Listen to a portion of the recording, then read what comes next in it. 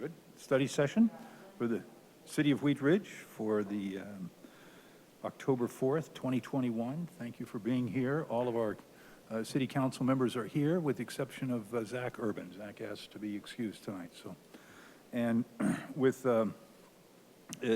council's permission, I'd like to ask Karen to introduce what I called pre-item 1A, which is some pending legislation that is coming into the session. So Karen would like to introduce this. So Thank you, and Mayor. actually, before we do any business, I'd like to start with the citizens' right to speak, and any citizen who's here or with us online is happy to speak at the beginning of our study session on any item that is on the study session. And I have no one signed up to speak here on my sign-up sheet. If you're in the hall and would like to join us, or if there's anyone online, if you would please raise your hand, and we'll call on you to speak. And I'll ask our city clerk or whoever's monitoring. Yeah, actually, we have Lauren Mikulak Lauren, okay. on the call virtually monitoring the chat. Okay. So, Lauren, do you have any speakers for us? There's nobody joining us on Zoom tonight. Okay. So it looks like we don't have any of our public wanting to speak tonight. So we will go to our agenda item number 1A. Karen O'Donnell. Thank you, Mayor. I'm just going to pass around copies of this letter that I'm going to be talking about, just so you have it for reference in front of you. So Kayla Betzel, our sustainability coordinator, received an email late last week, and it was too late to be included in the agenda, so I appreciate the opportunity to address it during staff reports.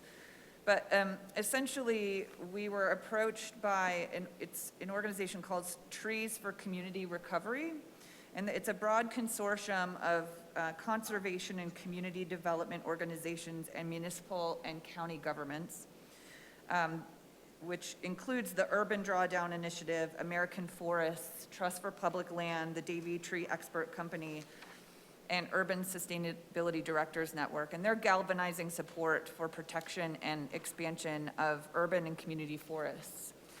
And essentially, they're looking for support.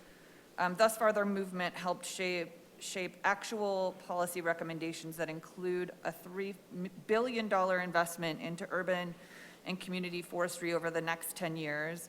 And this could be the type of transformational investment that, along with local investments and action, could both protect our existing urban forests and expand it sufficiently to protect and enliven our communities through the coming years of climate change impacts. And knowing that forestry has been an important initiative with this council, I thought that it was important to bring it to your attention as they're looking for support by Wednesday. And essentially, it's our elected officials, our mayors, county commissioners, and officials whose voices are now most actively being considered as we are in the final moments of where you determine whether this becomes a law or is cut and discarded from legislation. So we're just asking for consensus to add the City of Wheat Ridge to this letter. And I can read it if you think it's appropriate for anyone who might be online. And I can also add that this campaign has support from the mayors of Lakewood, Denver, Thornton, Lyons, Fort Collins, and many more across the country. Thank you. Do questions or discussion? Ms. I have a question about whether this, as a late coming thing to our meeting, can be made public, the letter made public at a later point rather than reading it out loud. Yeah, absolutely. Just so people can see the letter.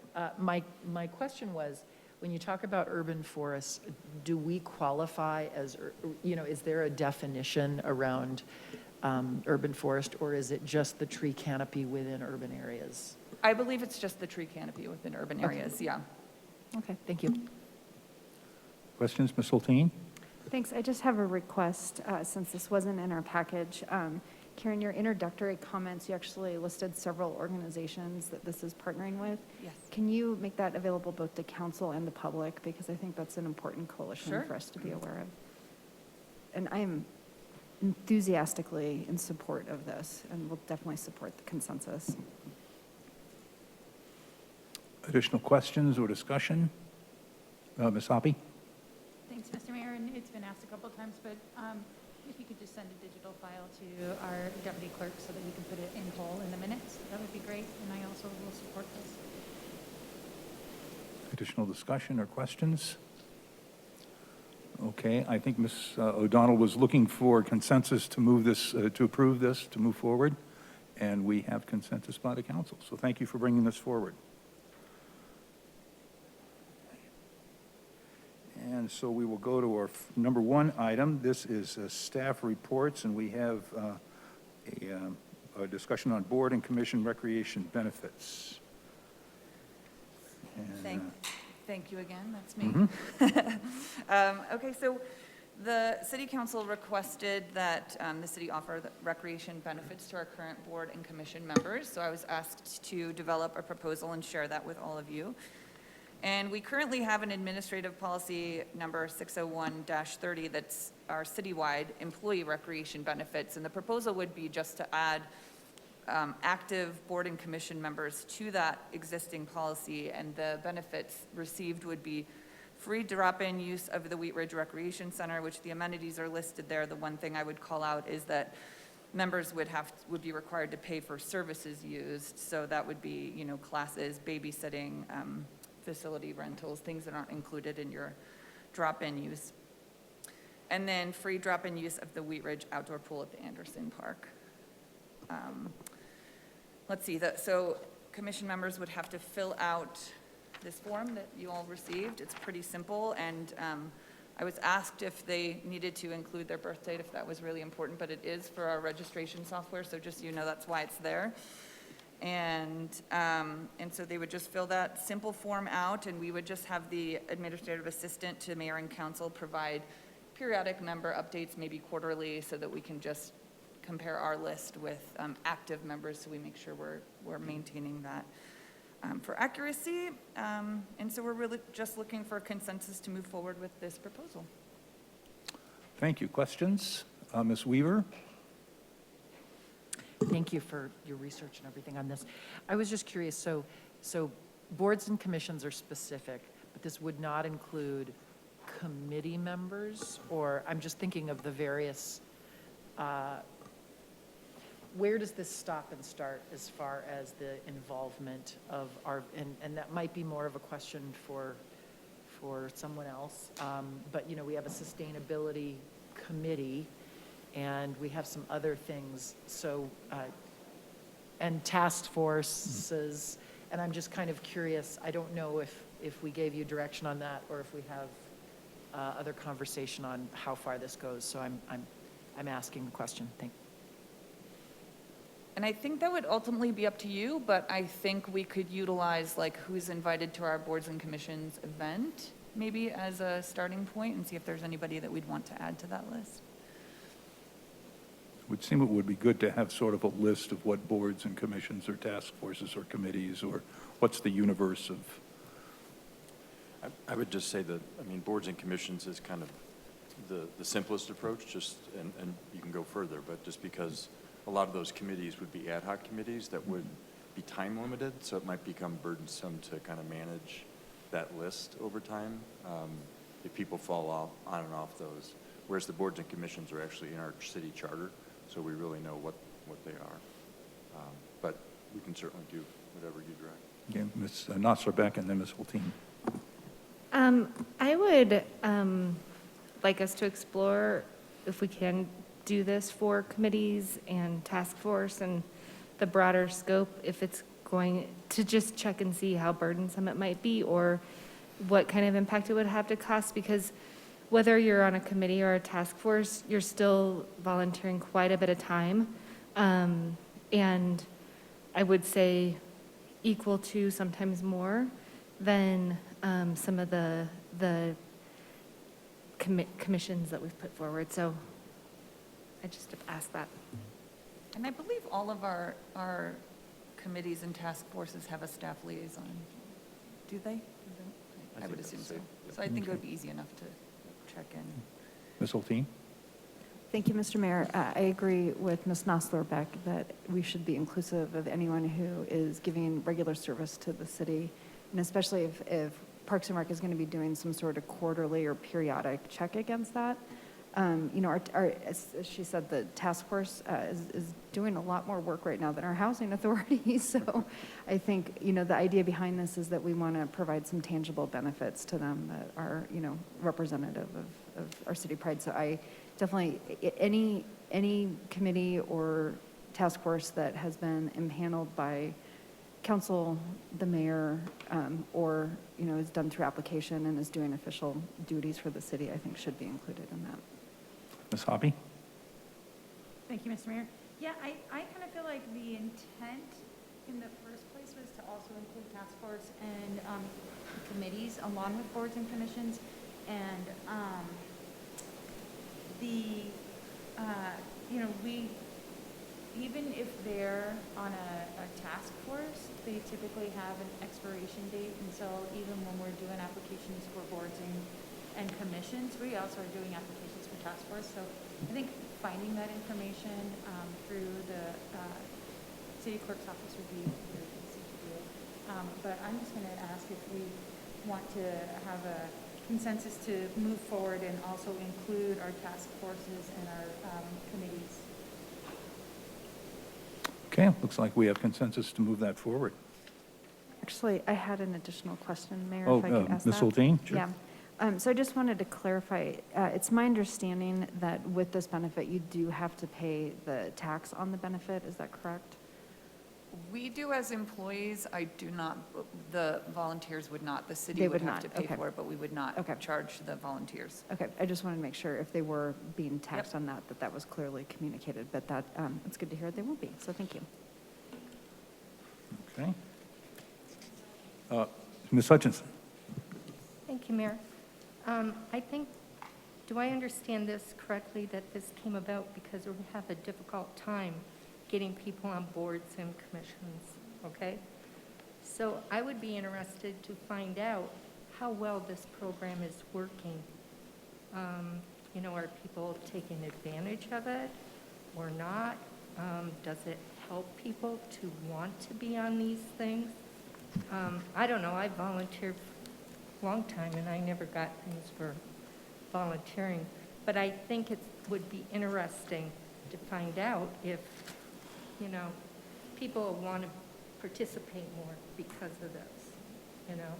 And if it doesn't make a difference, then we have another issue. Thank you.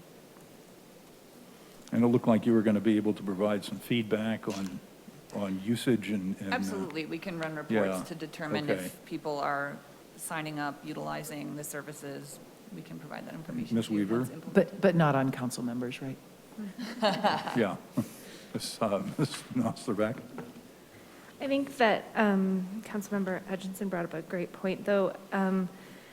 This is one of those things that we are trying to do in order to improve participation from the community, and I'd like to see if it's possible, whether it's through Parks and Rec or through our city, you know, PIO, how we're going to, I'd like to market this, if there's a way to let folks know that this is something that you get when you're a part of boards and commissions.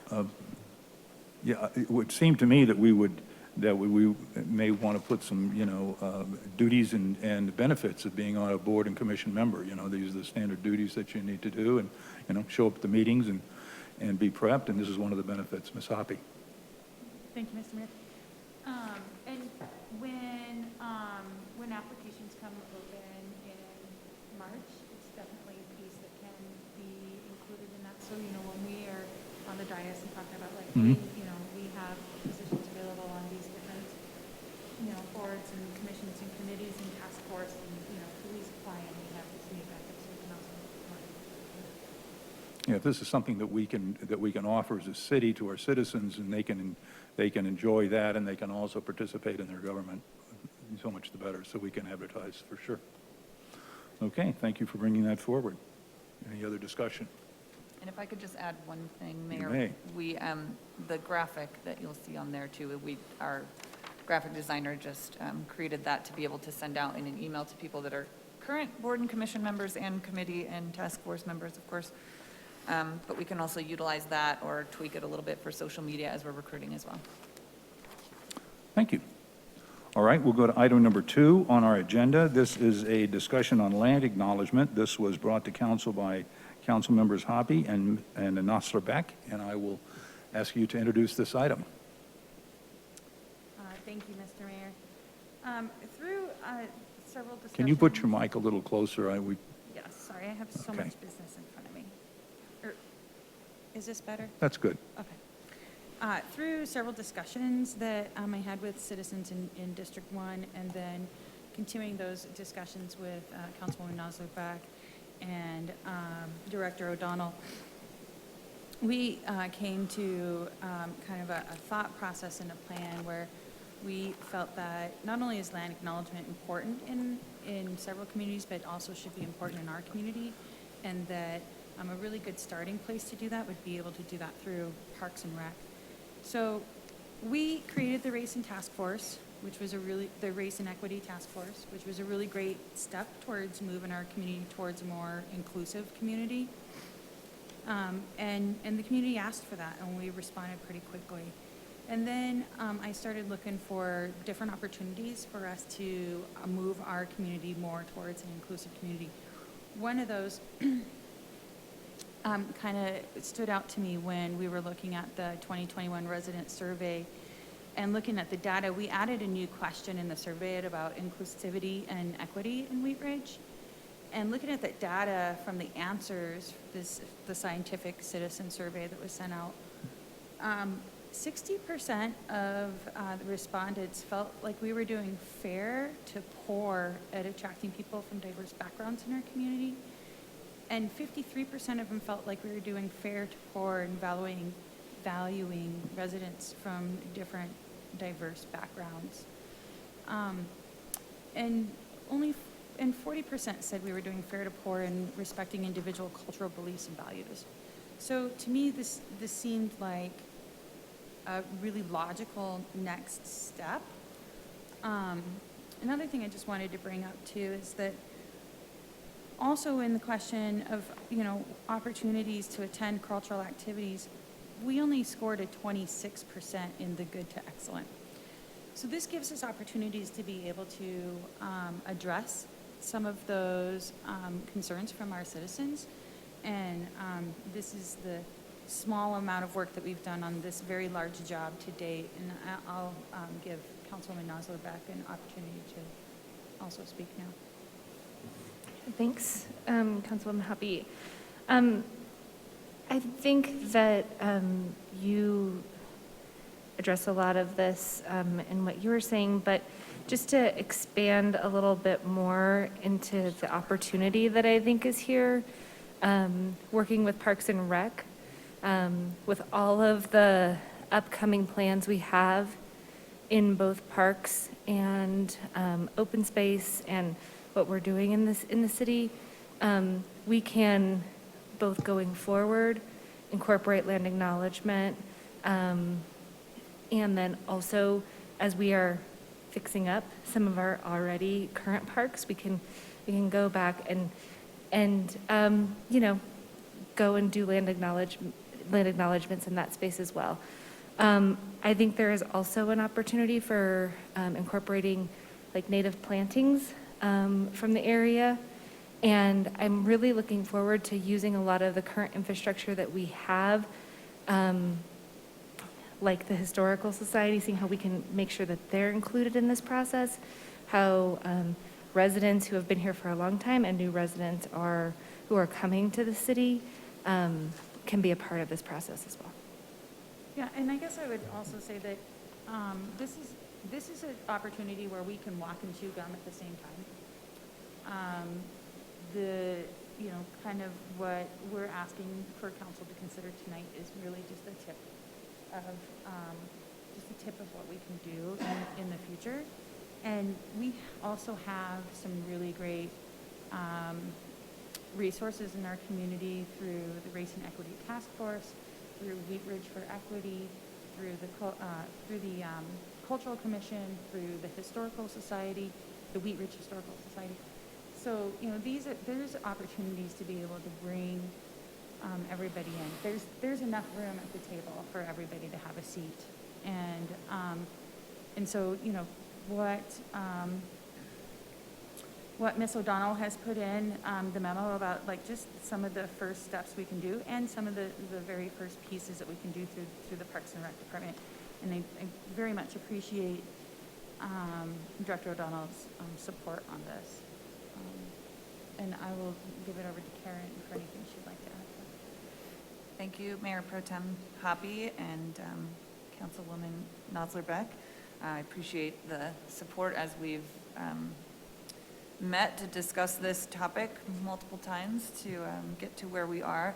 Just to give you a little bit of background too, this first came to my attention during last year's Wheat Ridge 101 class, and one of the community members brought it up, and I said, wow, that's really interesting, tell me more. So that's kind of how I got engaged in this, and I'm definitely not an expert in land acknowledgement. There's a big learning curve here. I did have the opportunity to meet with somebody from History Colorado and learned a lot about the history of Indigenous people in this area. I learned a lot about the process and how we would move forward with communicating with various tribes.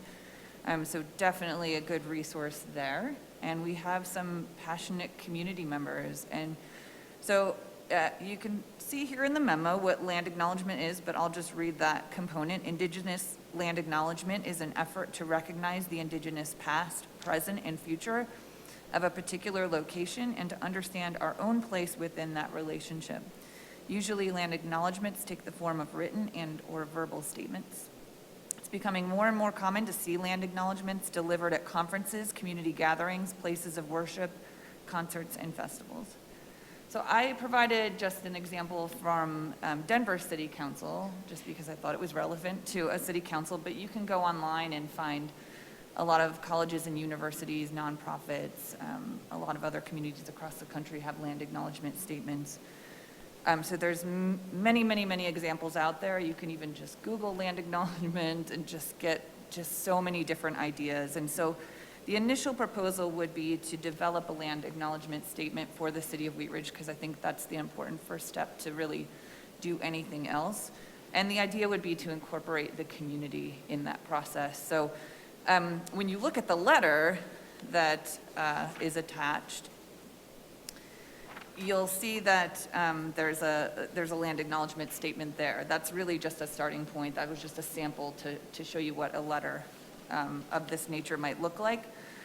But again, we'd want to include anybody from the community that's interested, but especially the Race and Equity Task Force, the Wheat Ridge Historical Society, and others, and incorporating the feedback from the various tribes, which is why this letter is really important in getting their feedback and just expressing that we're really interested in developing a connection and determining what that would look like to them, to the various tribes, and how we can support them and have this mutually beneficial relationship moving forward. And what I learned from the contact at History Colorado is that really needs to come from you all, that it's our government working with their government, and it's just out of respect.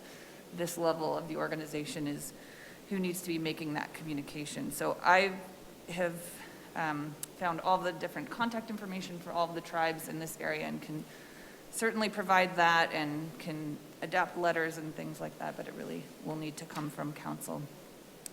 But then once the land acknowledgement statement is developed, really, as mentioned, we can start in Parks and Recreation. It's very easy to incorporate in events and in groundbreakings or in like the grand reopening of Prospect Park Phase 2, for example, would be a perfect opportunity to incorporate a land acknowledgement.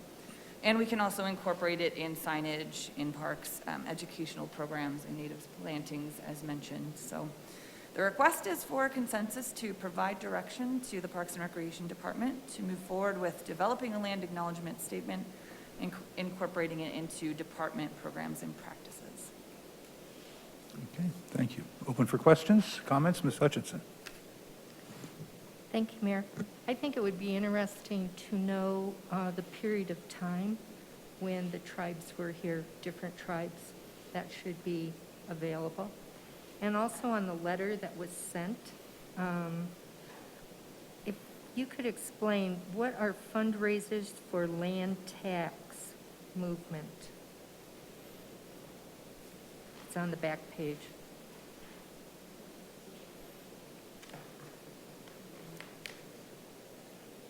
I don't know what that means.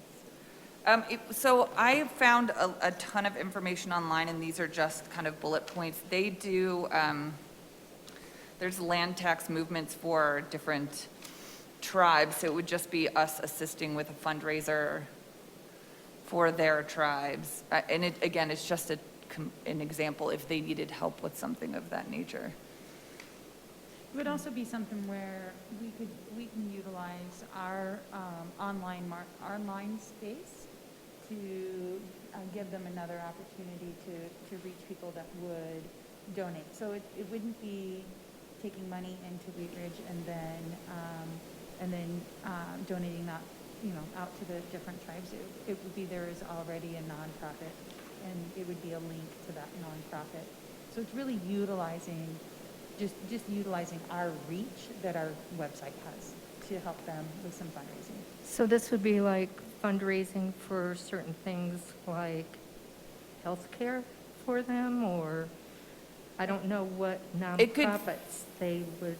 Theoretically be anything, and I think this is just an idea of, and I also want to clarify, because I didn't mention it, and it's not clear because this letter has a date on it. This letter was not sent. This is just an example, and that's when I drafted it. So, but I think it's just providing ideas so that hopefully they would come back to us and let us know what they could utilize our help with, and then we can kind of determine if we have the capacity to do that.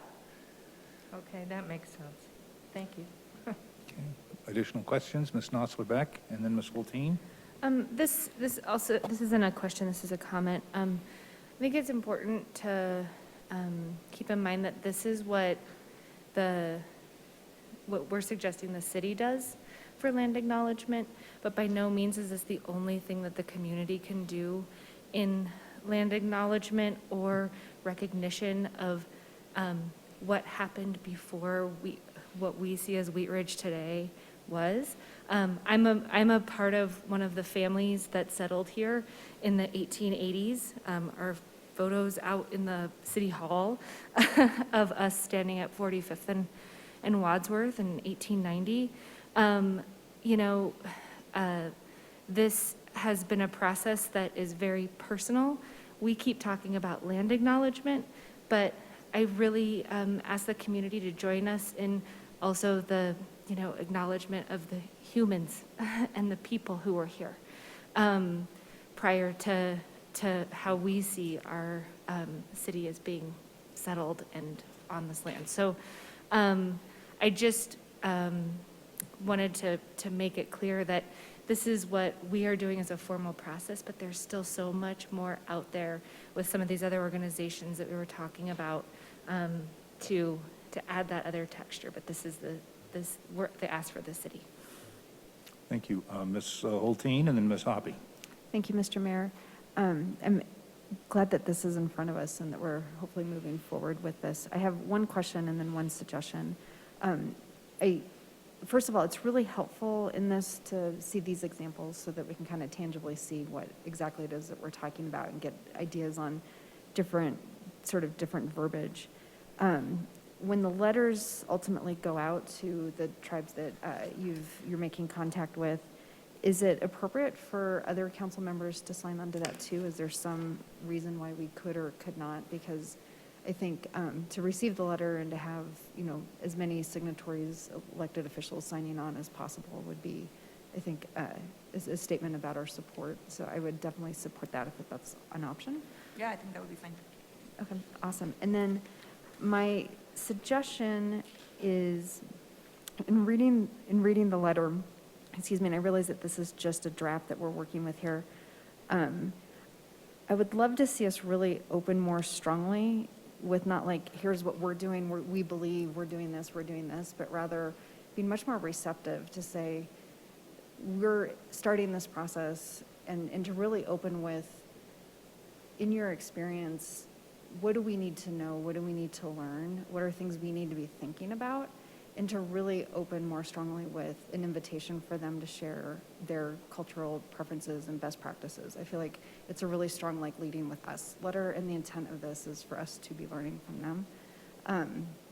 And there's several, I got excited when I read this, and to Ms. Nosler-Beck's point that there's a lot of different programmatic ways that we can be addressing this issue beyond just our Parks and Rec. And I think, there's a couple things in here, like it's our hope to develop and foster a lasting relationship with Northern Cheyenne Tribe. And I think that it's a beautiful expression. And I think if we're gonna say that, I think we should have some sense of what that actually looks like. What does that fostering a relationship look like, so that we're not just saying it, but actually, looking for how do we sustain that dialogue, and, what does that partnership look like? And Miss, did you suggest the native plantings? Somebody dropped native plantings. All right. I think anyone at this table would drop native plantings. I'm going to give you all credit, but I think things like that are great suggestions. Like, these are things that in our community would make sense. Like, give them like tangible things. Like, we'd be looking for, do you have any recommendation on like native plantings that would be, appropriate for our community to consider through other things? So if you have specific programmatic ideas or suggestions, I'm really looking forward to hearing the responses to these letters, and so I'd like to make it as inviting as possible for them to be more forward sharing, that we can then incorporate that in. Thank you. Ms. Hoppy? Thanks, Mr. Mayor. Yeah, Councilwoman Nosler-Beck and I and Director O'Donnell, we're hoping for a consensus to move forward tonight. If that happens, then as counselors, we'll continue to do the work that we've been doing with Director O'Donnell, and if there's anyone else who wants to be a part of that work, you're welcome to join that table. I call it tennis ball. You're welcome to pick up that tennis ball and run with it. So, but we really just wanted to have the initial conversation, and then just make sure that we have some consensus to move forward from council before we ended up getting hip deep. So. Ms. Weaver?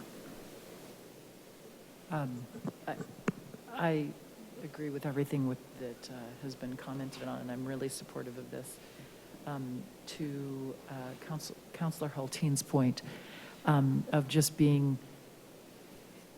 extending that questioning of what is most helpful for tribes, and sort of what, just so we're very careful not to appropriate certain things without cultural sensitivity, and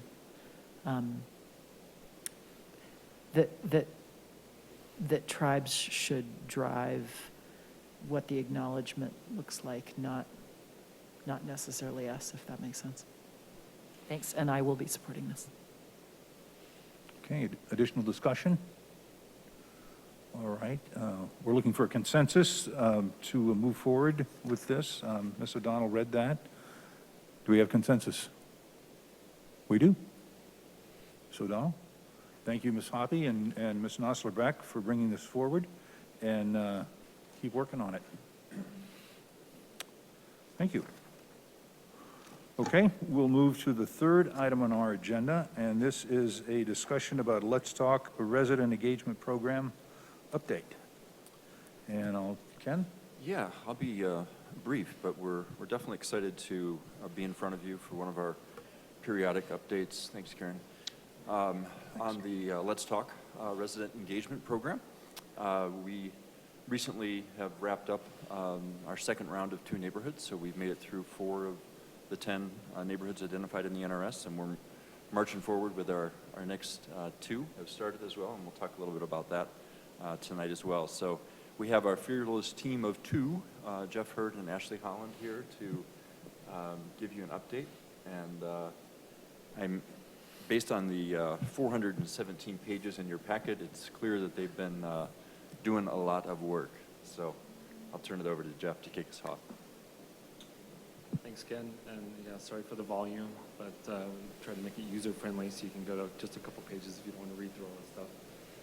But So our purpose tonight is, like Ken said, to update you on kind of what the latest 2 neighborhoods told us from the latest engagement blitz we had, those being Applewood and Leftland Manor, and then an overall program update and program work plan update, and look forward to your comments and discussion on this. And so as a reminder, so this program breaks the city down into 10 neighborhoods for really focused neighborhood-specific resident engagement. And so we may have shared this little flow chart with you before, but this is essentially kind of the anatomy of one of our engagement blitzes. Usually around 5 months, we do 2 neighborhoods at a time. And so we very deliberately keep it kind of simple and do just a couple rounds of engagement and keep it very open-ended. So round 1, we'll ask a very open-ended questions. What do you love? What do you need? Kind of level questions. And don't try to steer the conversation toward any particular topic. Let residents tell us what's important to them. And then round 2 is about sort of curating an action item list that we think is both within the city's wheelhouse and realistic things for us to explore and to have folks kind of rank and prioritize those and to get to something fairly actionable in our work plan that we'll share a little bit with you tonight and certainly in your packet. And so looking at the 10 neighborhoods, and I'll circle back to the next 2 neighborhoods, but just to clarify, we've covered 4 of 10 neighborhoods, so East Wheat Ridge and Bel Air were first. We just completed Applewood and Leftland Manor. Fruitdale and Anderson Park will be next, and I'll circle back to that, like I said, for why we went that direction.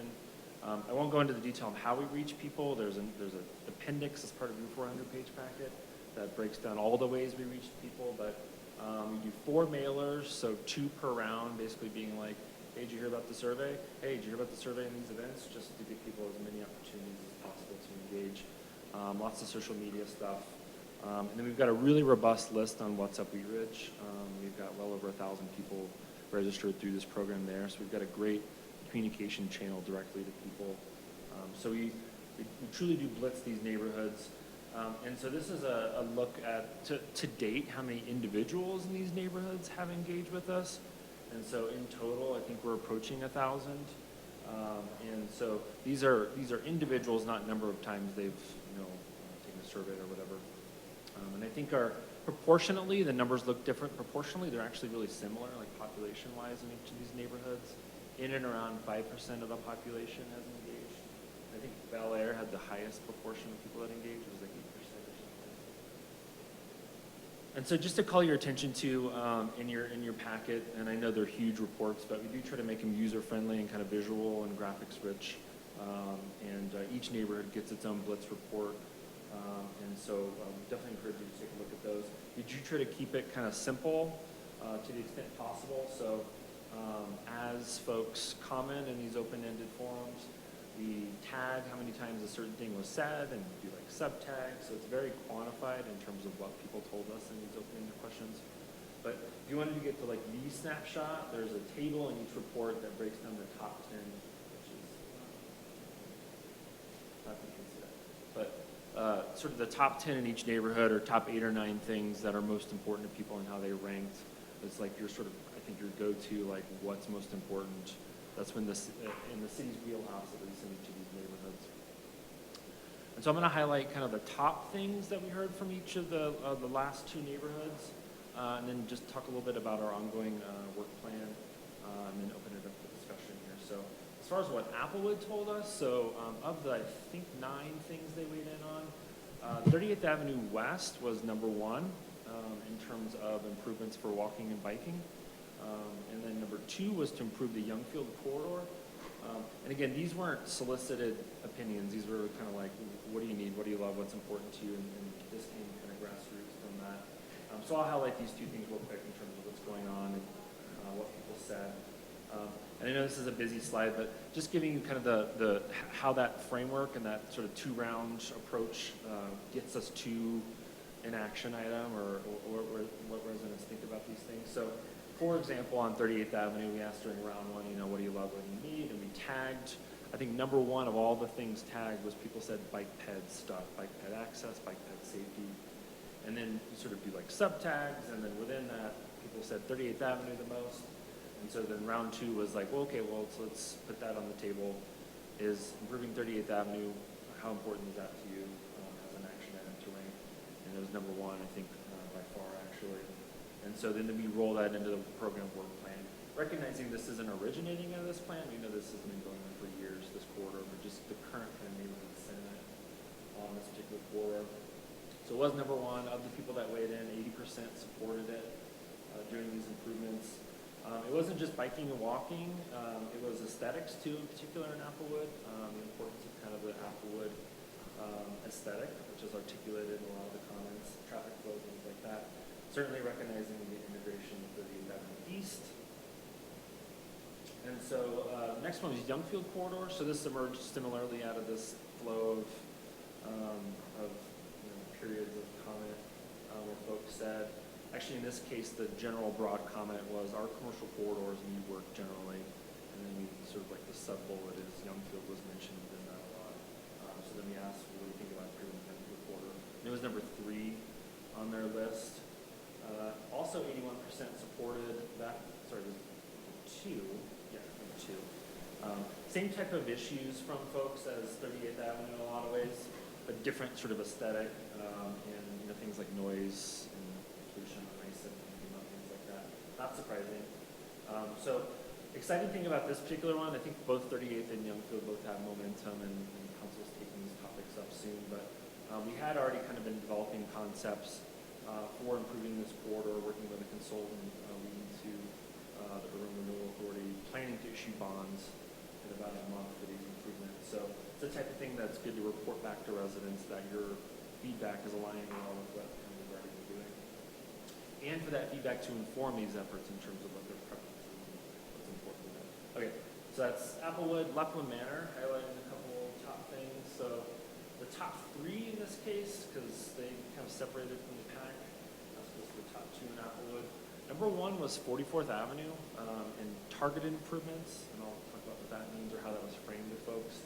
Number 2 was more resources for the neighborhood traffic management program, which is essentially in response to speeding concerns and safety concerns in the neighborhood, in the residential streets. And then 3rd was to improve the Clear Creek access point on Otis Street. And so again, same flow here, 44th Avenue and commercial corridors came up, I think the most, or in the top 3 during that open-ended comment period. So that we honed in on 44, put together an action item that we thought was something realistic in terms of looking at 44th Avenue and the potential for that. So that lands in the work program. And so also 81% supported this one, which is weird how specific that number is, but it was number 1. And so this is an example of an image that was put in that action item, just to get an idea of like what we might have in mind or some options. So it was framed as very targeted in the sense of like it's probably not feasible to look at reconstruction of that road now to change the number of lanes or the traffic flow. So these would need to be really strategic, targeted things like planter boxes and beautification things kind of within the existing right of way. And people were very fond of this idea, even as being framed as kind of a lower cost option, frankly. But their particular kind of angle on this was obviously walking and biking aesthetics, but in particular, just spiffing it up to encourage more businesses and support existing businesses. And so for this one, in terms of us kind of deliberating as staff, we do think this has some potential to explore in 2022 in terms of looking at some of these concepts and putting together some ideas for budget and things like that. So to bring back to council. Tactical urbanism is a term you may have heard, such as city planning, jargoning or anything, but sort of the temporary things that are movable, and you can kind of play with a bit to figure out the long-term vision of the street. I think the last one I'll highlight is the Otis Street Trailhead. So folks definitely told us bike ped is a big issue in the neighborhood, and we kind of honed in on this particular trailhead, and we put the option out there for folks. They ranked it number 3 on their action item list. 75% of folks supported it, and there were a lot of comments on this one in terms of access, safety, signage, drainage, lighting. And if you go down there are certainly a lot of issues down there. This one we can also report, and I think an example of how this program has really helped a lot of these items. So this had been on the city's radar screen. Perks folks and some of the engineers had been aware of this being just sort of a problematic trailhead. And And so it's funky because like to get to it, you actually have to go through the city of Arvada for a little stretch, and it's right up against I-70, so it's got these complexities. The transportation folks and the parks folks had already kind of been talking and initiated conversations with Arvada and CDOT.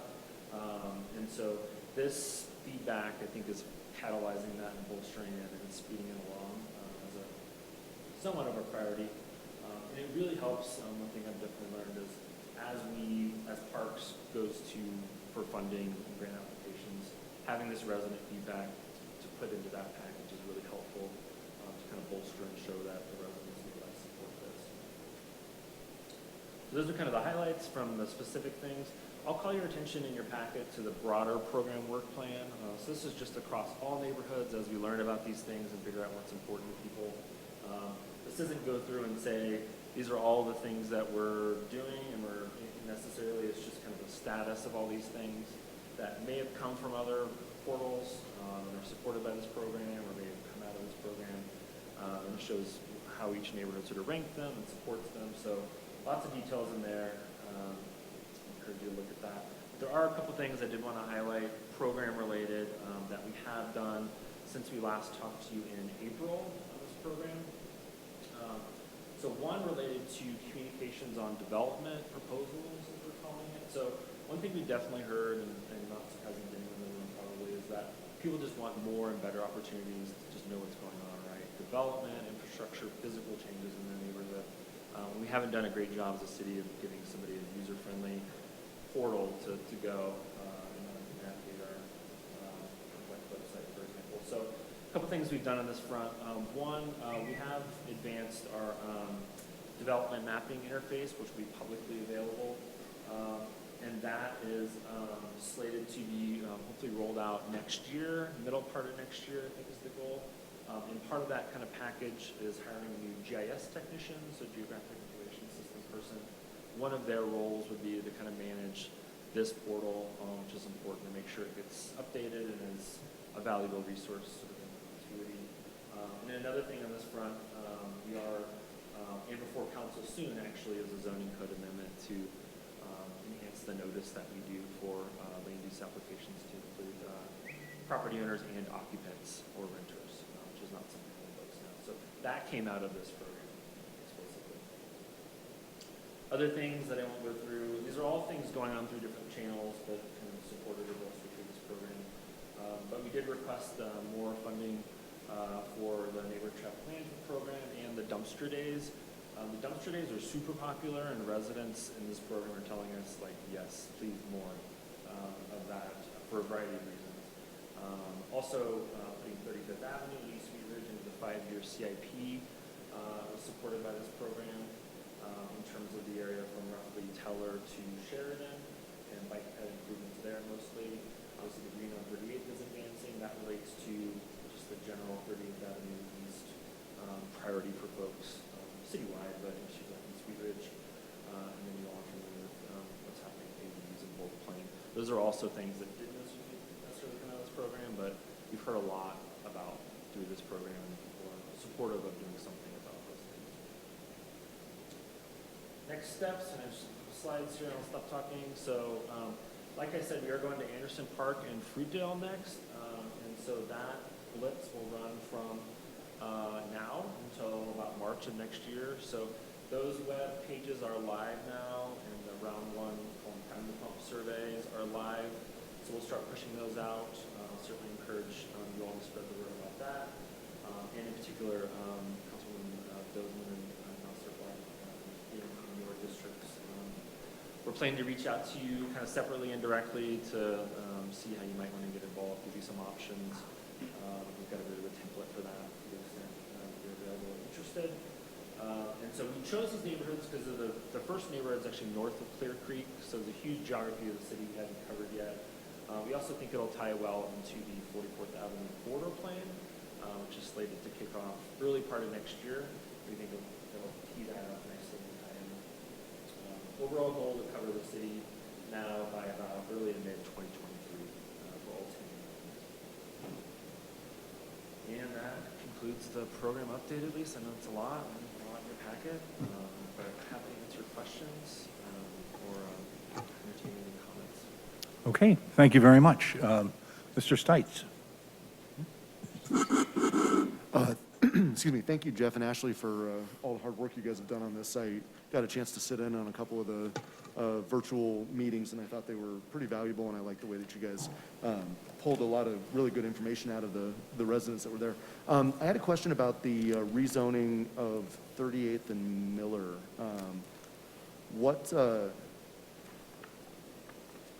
Can you tell me a little bit more about that? Sorry, that's not something I've heard a lot of walking the district, and so, or maybe I have, I just maybe put a different way. Can you guys kind of explain that a little bit? So the origins of that one were, we heard a lot from folks, they want more neighborhood scale, neighborhood serving retail, right? The big box stuff is great at Applewood and all that, but we want, our neighborhood spot. So we were kind of putting our heads together and figuring out what kind of action item would address that it was kind of a challenge. But then we looked at this area of Applewood, West 38th Avenue, that has some of those elements, right? It's got some historic character to it, buildings pushed to the street. And then we had learned that property owners in the past had approached us looking at our rezoning. So there was interest from those folks generally. And so, and then we looked at the current zoning, which is more conducive to kind of that big box, big parking lot kind of setup that, with one of our mixed-use zone districts, they're much more calibrated to support kind of a local neighborhood commercial area. So anyway, long story short, that was kind of the origin of that, and we were careful with the wording, but put it out there, and I think, it was ranked third of, which was a bit of a surprise, but had more support than we thought, yeah. Well, I know 38th and Miller tends to be a sore subject just in history because it's been slated to be a lot of things and isn't anything. So I could see why that can be a frustration for the neighbors. So again, thank you for all your hard work. Ms. Hoppe? Thank you, Mr. Mayor, and thanks, Jeff and Ashley, for this.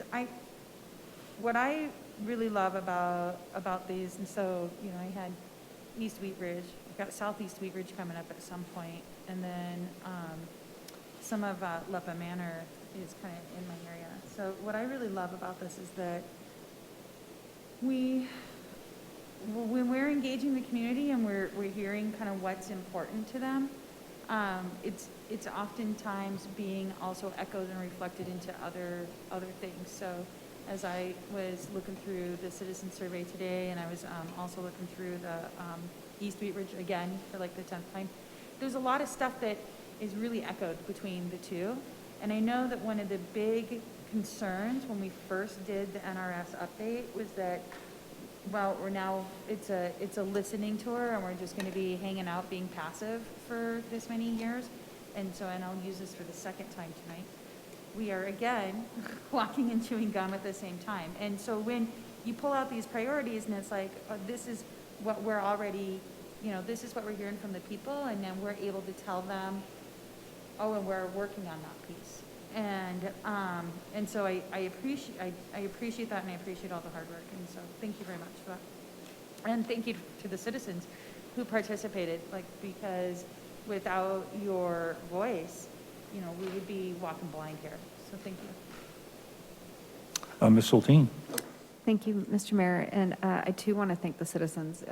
Having participated when I was doing in my neighborhood and sitting in on other ones for other neighborhoods. District 2 is totally covered now. Thank you for getting my district done. But really, it is the citizens who are showing up, and they're showing up because you guys are reaching them and listening. And I know it's gaining momentum. I'm hearing that people are feeling heard. And that makes the intent of this was for people to be able to engage with the city in a direct way. And I think it was exciting when we did the budget a couple weeks ago to see how many things that are being said and being heard are turning into action items that are being funded. Because we all know if they don't get funded, they don't happen. So it's a great collaborative process, and it's exciting to see it moving forward. So I do have a few questions. First of all, I'm just sort of curious, having been involved in the first 2 neighborhoods, and you now are on getting ready to do your third round of two neighborhoods. Can you talk a little bit about how the prioritization process has evolved a little bit from the first round? I know you've done the open-ended kind of high level, like a little more granular, and then prioritization. But I'm just curious, like, what are you learning from round to round in terms of like how to best approach that so that you're able to get the data and reflect it back to them? So let me understand, that's a great question, I want to make sure I understand it. So what are we learning, what are we learning about the priorities of the residents across the neighborhoods, or what are we learning about our process to develop the priorities to put forward to residents, if that makes sense? That Am I too is further confusing the yeah, question? yeah, no, that's actually the perfect clarifying. I meant your process, like, what did you learn from the first round that maybe you adjusted a little bit the second time in how you're engaging with people? And then I do have a second question. Yeah. So in terms of our internal process to come up with these lists of action items, I think what we learned is there's maybe not the right word, there's a sweet spot when we're looking at each of these items. So it's fun to kind of like brainstorm and be like, thematically, these are the things important to people. What in that is actionable, that's realistic. So that's one always kind of an interesting exercise. But what we found kind of the sweet spot is that if you look at each of these, there's oftentimes an alignment of looking at council strategic priorities, right? Things that you all are hearing. So if it's echoed across those channels, and then also like adopted policies that we have on the books, for example, that already call to do something like that. So, if that exists, those two things are great. And then if there's a third leg of that, which is that the staff and whoever's wheelhouse the topic is in, if it's parks, if it's transportation, if they look at that as we kind of vet these things internally and they say, oh yeah, that's been on our radar a while, and we think that's a good idea, kind of thing. So if you have these things align, it's kind of like that helps us to sort of crystallize, yeah, we should put that out there for people to weigh in, and I think that's been a learning process. I don't know about you, Ashley, anything else to add to that? No, I think that's a great way to kind of sum it up, that just, excuse me, looking for that alignment across all kinds of different subjects. Great, thank you for that. And then my second question, having taken the survey in my neighborhood and participated all the way through my neighborhood's process, you guys are actually like not just listening, but you are providing incredibly valuable information on complex topics that we always, as the city, it's a struggle to help explain bulk planes and ADUs and things like that. And I'm wondering if you guys have, this is kind of a vague question, so I acknowledge that before I ask it, but are you guys doing any type of feedback or observation about the learning curve of the citizens that you're engaging with? Because that's one of the things when I saw those numbers and I'm like, oh, that's 1,000 people who know a lot more about bulk plane and ADUs and some of the issues that we're trying to make sure our citizens are informed about. So I'm just sort of curious, like, are you guys, like, what's the sort of dynamic learning process on communicating these very complex issues in our city? Well, we definitely try to work hard to make them as simple as possible.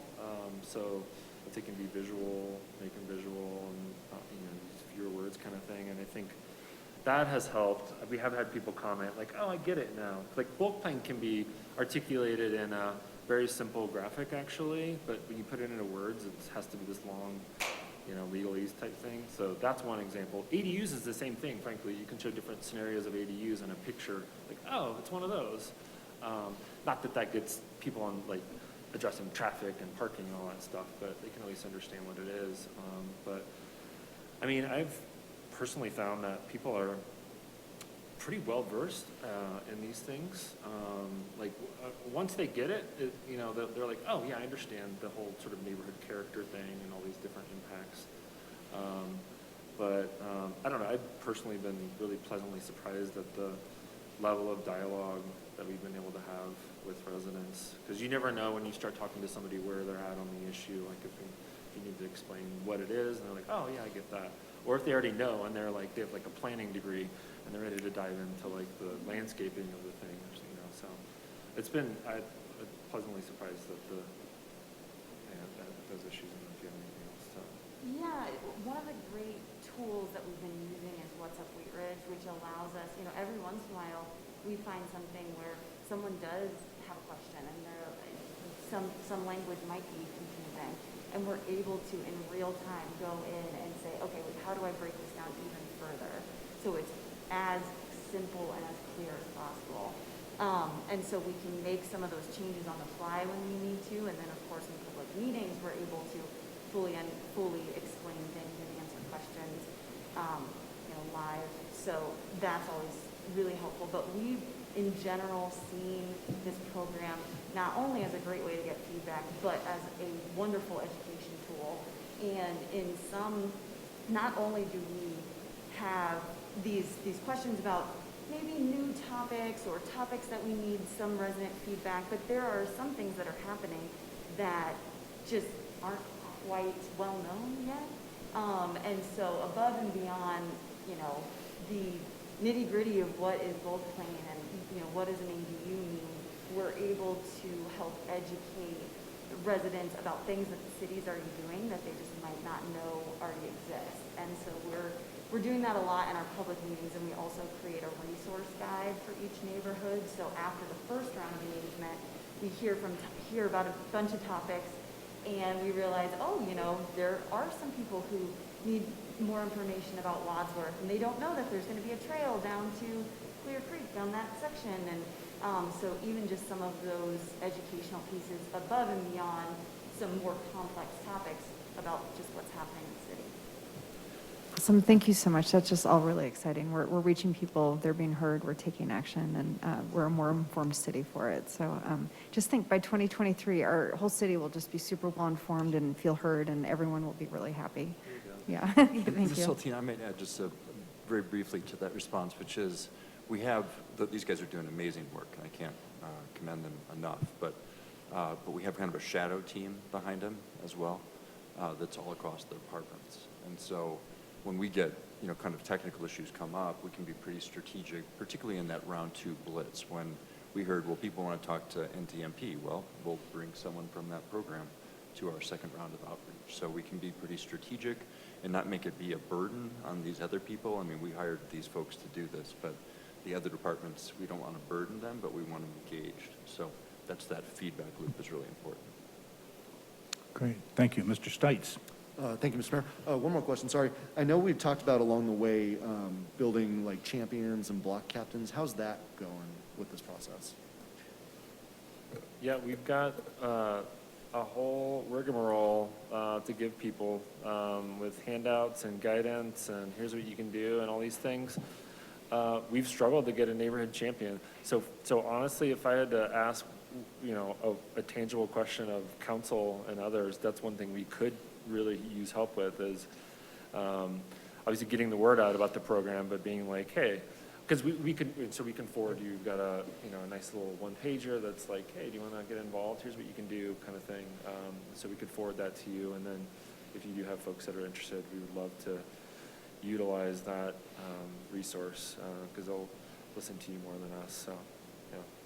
And I do want to mention too, while we haven't had anyone who wants to yet call themselves a neighborhood champion, which we're hoping to have in this next Blitz, we do have many individuals who have essentially been acting in that by putting out yard signs, taking postcards home from events and handing them to their neighbors, forwarding their neighbors the emails. And so while we don't have one in name yet, we're still working on it, and we still have a lot of people who are very excited and participating and sharing it with others. Most people need that greatness thrust upon them. Yeah. Maybe we need a double elimination tournament. Okay, additional questions, comments, discussion on this item? Ms. Nosler-Beck.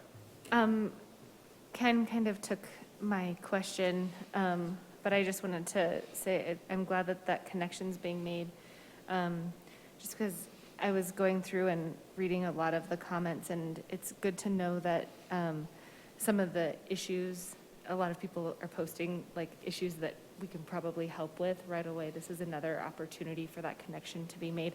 And it's great that our community has multiple ways to get access to what they need. So thanks.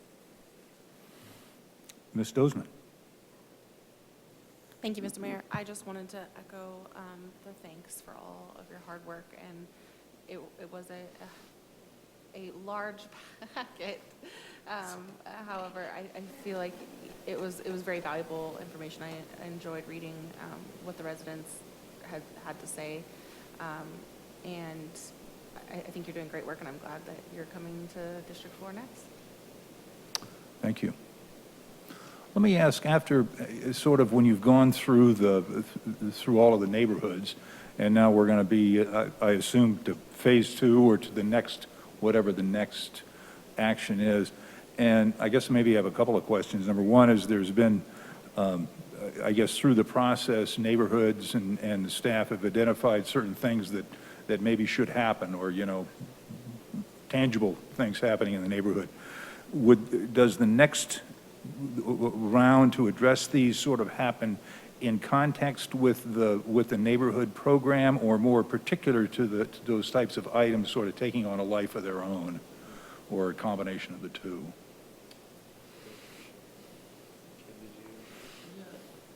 So we've been thinking about that, obviously.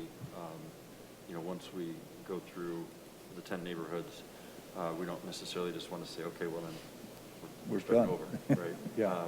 I think we'll need to be thoughtful about, what neighborhoods might need more attention because developments happened, or things have changed, or there's an issue sensitive that it's the right time to reach out again. The other thing that we're trying to do for a couple of reasons is to use this team to assist in some of the implementation, both to kind of take the burden off of some other departments.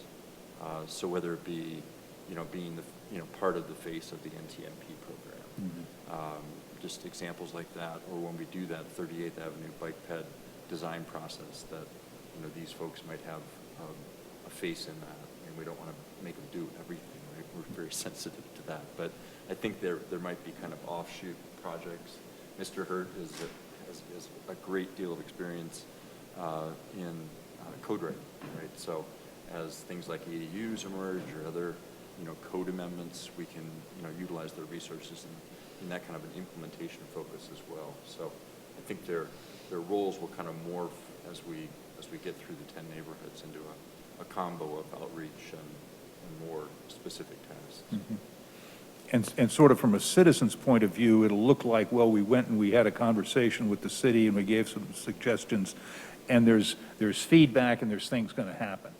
Absolutely. And I guess that's what I'm looking for, is a way to connect people with, I made a request of the city and now it's going to happen. Right, exactly, and that's Okay. what we're trying to demonstrate, and I think all of you have articulated that very well. I mean, that's what we heard they wanted, and that's why we like kind of the continuity of, I told this guy this is what or this team, this is what I want. They came back and gave me options, and now they're actually implementing that. So we like that. That messaging is important. Sure. All right, great. And that's also part of our communication strategy, because it's one thing to do it, but it's another thing if no one knows that you went ahead and did it, for some of these maybe more subtle processes. And so What's Up Wheat Ridge is a great tool and resource, so we're able to reach back out to individuals who participated, took the survey, came to events, and say, hey, we told you that we were going to request these funds in the 2022 budget, and look at that, they're in the 2022 budget. And when, construction starts on such and such, then you'll be the first to know. So it's, constantly checking back in and letting people know that their feedback is valued and that things are happening. Terrific. Thank you. Great work. Additional discussion? You're mostly a report tonight, right? Yep. Ms. Hutchinson. Oh, I'm sorry, Ms. Hutchinson. What if somebody doesn't have a computer? Absolutely. So we have, you can take the surveys over the phone, and we can, kind of walk people through the surveys, which we send out the postcards. So you have something physical that has email addresses, though, if you don't have a computer, but we have the phone number for the program as well. People can stop by City Hall and pick up the surveys, to take a hard copy, take it home and fill it out and bring it back. And then our community meetings, now that we are able to meet in person, we are able to engage with people in real time. They can take surveys, right there, and we also have fun interactive boards that people can kind of give their feedback in a number of different ways. So if you don't have that technology, there's still a lot of ways to participate. Mrs. Hulteen? Thank you. I thought of another question. How are you guys communicating and offering interpretation? So on the postcard that we send out, we do have a small couple sentences that are in Spanish that talk about if you speak Spanish and you would like to participate, please contact us, and we will provide an interpreter and provide translated. Our What's Up Wheat Ridge also uses the Google Translate function that right in real time you can click and change to hundreds of different languages. And it's something that we've continued to talk about and discuss, and are trying to find best practices within other communities, if doing that is enough, if we need to have, we're also looking at the app that I believe the Wheat Ridge Police Department uses, where you can get a live interpreter on your phone at a moment's notice. And so we don't have access to that app yet, but we are looking to have that in our future events. Maybe as you guys are going into new neighborhoods, and if there's demographic, if the demographics are such that it would behoove you maybe to augment the prominence of the Spanish language. I mean, oftentimes if it's a small little bit on the postcard, it doesn't feel as inviting. So I think with some of the neighborhoods that are coming up, it might be worth considering just making that a little bit more enhanced and visible, and maybe even on signs, including some of the language in Spanish, because that it makes a huge difference. Yeah, this did come up. We went to the Race and Equity Task Force a while back, and this very topic came up, and I think they actually steered us toward the suggestion of getting the app, for example, and so they were really helpful. One other thing we've tried to do and need to do a better job of is sort of the conduits in the community, right? The direct outreach to folks that are trusted within the community, so churches and whatever advocacy groups. We have reached out to them, and the school resource liaisons and things like that. So we have reached out to those folks, not without much success, frankly. So, I mean, we have work to do on that front. We totally acknowledge that that could be better, but always open to ideas. But that is one other strategy we've tried, is sort of the conduit approach, which, I think the idea being, like you get a postcard and it has a little blurb there. It's like, doesn't feel welcoming and trustworthy, and we want to be culturally sensitive on all those things. So, but we'll keep trying, and we're always open to ideas on that front. Thank you. Additional discussion? Okay, well, thank you very much for a great report. It's great work that you're doing, and look forward to more progress reports as it comes down the line. Thank you. Okay, that concludes item number 3. If the Let's Talk, we are now at item number 4, which is always a highlight of the meeting, our elected officials' reports. Ms. Hoppy. Thanks, Mr. Mayor. It's not necessarily a report, it's just a question that, Ken, if I put you on the spot for this and you don't know the answer, just say I don't know. So during our budget study session, and then also different conversations about like when the Lutheran Legacy Campus is coming up, that plan's coming up for approval, and then some citizen comments after our budget study session. One of the things that came up was potential civic uses, and we've had conversations a couple of times about how there really is a need for a city hall. So here's my question. Do we have an actual facilities survey or something like that that could tell us what our needs are and how we're meeting those needs currently? Is that something that we would maybe need to look at doing? Like, is that? Yeah, we do and we don't. It's a great question, and it's one we're thinking about. And when we heard, that the council, some level of support for that at the study session for the budget, I think the collective thought from EMT was we need just what you're talking about, right, which is just kind of a comprehensive facilities master plan. we have bits and pieces of it, right? Because we have a bike ped master plan, we have, right when I started, which is a few years ago now, we had done a city hall assessment, so we can certainly dust that off. We've changed a lot in those 14 years, but that's a reference. The Parks Master Plan certainly outlines some of those capital needs. So we've got some bits and pieces, but I think if you want to add culture to the mix or, get more explicit and be realistic about how you might, bite off those different components, I think, and we have a 5 and 10 year CIP as well that includes some of those aspects as well. So I guess, because I guess my concern is that if we're looking at our buildings individually, but what we really should be doing is probably assessing our buildings as a whole, because maybe there could be some repurposed space in some places, and then maybe it's, it can really tell the story. Either A, no, you don't necessarily need new facilities, or B, yeah, your facilities are in terrible shape. But would that be something that, that we would need money? Cause I'm just wondering, because budget's coming up next Monday. So would that be something that we need money for? Would that be something that goes through staff? What do you think? Well, And again, if you don't know. Yeah, I think in my mind, we haven't scoped it out, but we've talked about it, and I do think we'd need some sort of consultant to pull that all together. I mean, obviously, it would be very staff intensive as well, because we know a lot of what, the needs are as well. It's not just going to a book and saying, well, you need that, you need this, we're a unique community like every community and have unique needs. So I think it would need a lot of staff involvement, but it would probably be a consultant that would do that actual document and herding of the various players. Okay, awesome. Thank you. Okay. Ms. Hutchinson? Okay, thank you. This isn't a report, but today I got a voicemail that there was a missing elderly lady. I'm wondering, did anybody hear if she got found? I didn't see that Am I the report. only one who got the message? Oh, did you? Yeah. 72 years old, said what she had on, that she had been in a green Subaru, and they had located the Subaru, but not her. That was from the police. And do you know what part of town this was in? They didn't say. Okay, all right.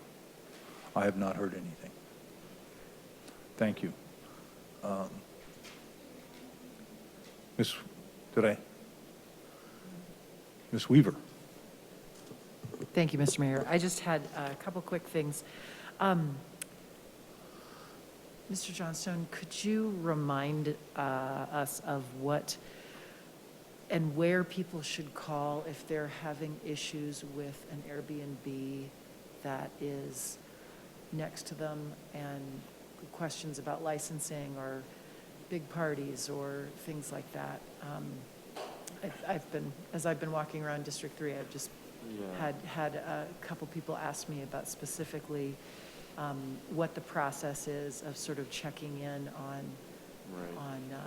So I'd be remiss in answering and giving you the wrong answer, because Sure. I'm not really in the weeds on the licensing side of things. Okay. And so I know there is a complaint line.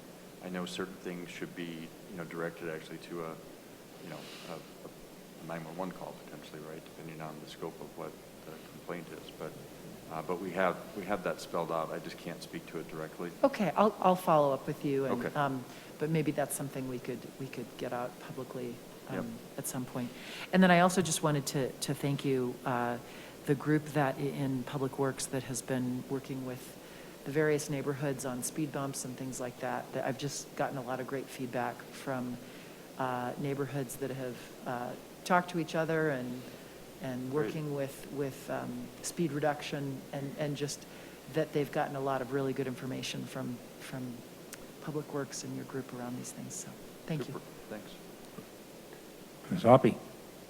Thank you, Mr. Mayor. Councilwoman Weaver, I do know that I've asked that question, and some of the information I got is that there's information posted on the FAQ section in the website on the guide to neighbors. What can I do if I have a complaint? So on the city website, there's that. And then for any issues related to general property maintenance or nuisance that's not specifically related to STR, such as noise, weed, trash, illegal parking, contact the Wheat Ridge Police Department Code Enforcement, which is 303-235-2926. And again, for emergencies, please call 911. Thank you. Ms. Soltine? Thank you, Mr. Mayor. I have a couple of things here.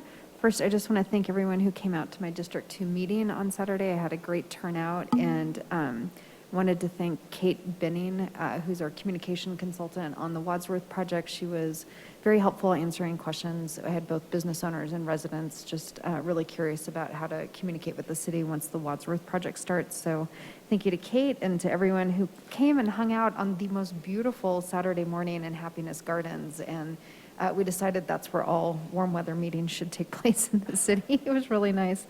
And on that note, Regenerate Wheat Ridge has its final community program this Wednesday from 8 to 9:30 at the lovely Happiness Gardens. And the topic this time around is planning for beneficial bugs. And these are free programs, and they always have a hands-on activity. And so we really encourage people to come and enjoy the final Regenerate Wheat Ridge program. And then lastly, I just want to thank Parks and Rec. I was riding my bike to the rec center yesterday and noticed that the Kipling underpass trail was completely flooded. And so I quick reached out to the city, and they very quickly put up some trail closure signs. And then this morning, I got a picture of the beaver dam in Lena Gulch that had caused the flooding, and I decided it's the most adorable, problematic reason for the trail to flood. But you know, we have beavers and waterways in our city, and I just appreciate Parks and Rec was really responsive to that, because I was a little frustrated getting down that hill and then having to go back up again, and Parks and Rec was on it. So, you know, beavers, they keep us busy, so thanks. Maybe that was one of the most Wheat Ridge things happening that day. It's the beavers. Okay, any more elected officials matters? I've checked with our deputy clerk. He doesn't have anything. I noticed that our treasurer is with us tonight. Thank you for joining us. And unless you rise and come to the podium, we will not. We'll believe that you don't have any reports for us. But thank you for being here. Any more business to come before our study session? Seeing none, we'll adjourn, and we'll see everybody next week at 7 o'clock right here for our regular council meeting. Thank you.